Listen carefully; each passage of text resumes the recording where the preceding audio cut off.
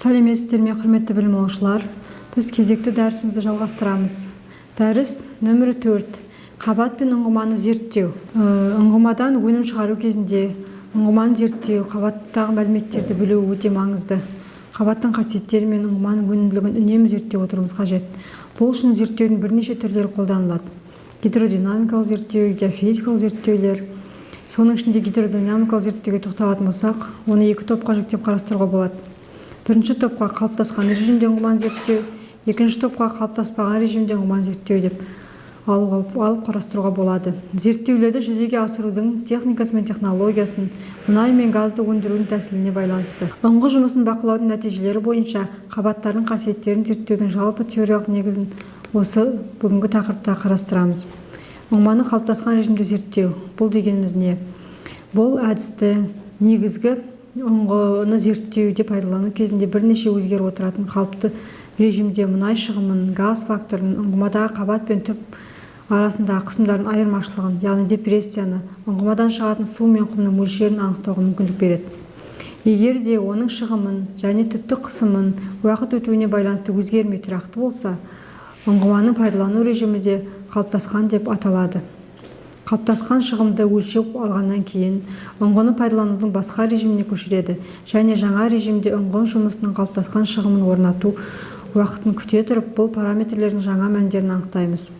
Бақылау ұңғыманың жұмысының 3-4 режимі кезінде жүргізіледі және әдетте зерттейтін ұңғы аймағында динамикалық қабатты қысымды тіркеумен аяқталады. Бұл кезде ұңғымадағы түптік қысымды қалыптасты деп есептеп, алынған мәліметтерді индикатор диаграммы ретінде графикке тұрғызады. Онда негізінен қабат қысымы мен түп қысымның айырмашылықтары, ұңғы шығымы Q деп және оның қатынасын бастапқы және соңғы қысымдардың айырмашылығын индикатор диаграмма түрінде көрсетеді.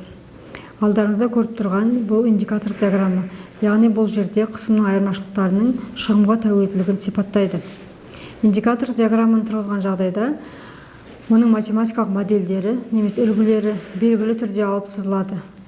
Диаграмманың сызықты жағдайында мұнай ұңғымалары үшін белгілі формулалармен өрнектеледі.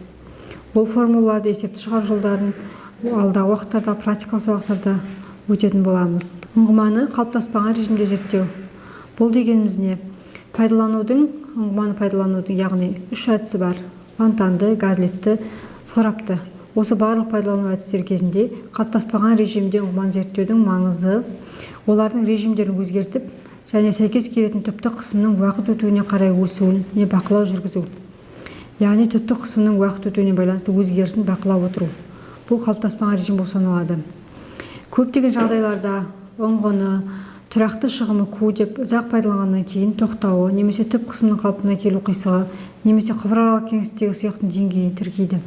Мұндай әдіспен газды немесе суды қысымды режимде істеп тұрған қабаттарда бұрғыланған мұнай, газ, су айдайтын ұңғымалардың барлық түрлерінде зерттеледі. Яғни бұрғылау ұңғымаларда, айдау ұңғымаларда, газ шығаратын, мұнай шығаратын ұңғымалардың барлығында қалыптаспаған режимде зерттеу маңызды. Ұңғыманы зерттеу кезінде оның дебитін реттеу үшін штуцерлер қолданылады. Дебит дегеніміз ұңғыманың бір тәулікте алынатын мөлшері, немесе 1 секундта, немесе 1 сағатта беретін мұнайының мөлшері. Түптік қысымды құбыраралық кеңістікте сұйықтықтың деңгейі арқылы өлшеуге болады.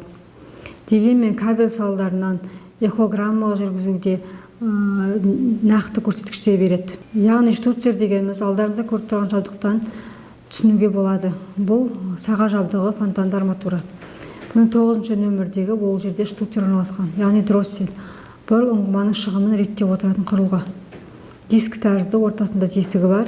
Сол тесіктің диаметрін өзгерту арқылы ұңғыманың шығымын, яғни берілісін азайтып немесе көбейтіп отыруға болады, реттеуге болады деген сөз. Штуцерлерді бақылау арқылы ұңғыманың режимінде орнатуға болады.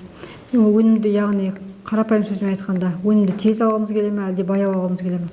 Осыны режимдер орнату арқылы тағайындаймыз. Құбыраралық қысымды өлшеу үшін сорапты компрессорлық құбырда 2 сораптан жоғары құрылғы орналасқан. Алдарыңызда көріп тұрған схемада сорапты компрессорлық құбырдың төмендегі манометрлердің құбыр қысымын өлшеуге арналған құрылғысының сызбасы. Бұнда бірінші СКК-ның ұшы, үшінші тұрған қанжыға орнатылады. Онда өз салмағының әсерінен 4-ші төлке қозғалады, яғни втулка. Төлкенің 5-ші саңылауы СКХ-дағы 6 саңылаулармен сәйкес келеді және манометрлердің қысымы құбыраралық кеңістікпен байланысады.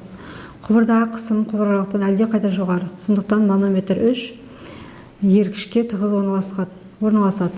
Қысымды өлшегеннен кейін манометр ергішке көтеріліп, құбыраралық кеңістік СКХ-ны жауып, 7 сеткпен жоғары қарай 4-ші төлкеге қозғайды.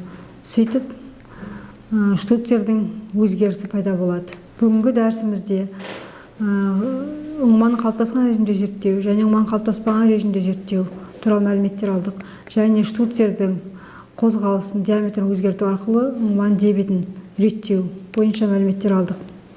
Ұңғыманы пайдалану процесінде мұнай құрылымнан алшақ СКХ бойымен еркін көтеріледі. Қысымның жазуын алынатын диаграмма схемасында алдағы қысымның сызбасында көрсетілген. Бұл манометрлерді көтергенде қысым құбыраралық деңгейге өседі. Яғни түпті қысым мен қабатты қысымның айырмашылығы арқылы қысым сызбасын тұрғызуға болады. Осымен бүгінгі дәрісіміз аяқталды. Назарларыңызға рахмет.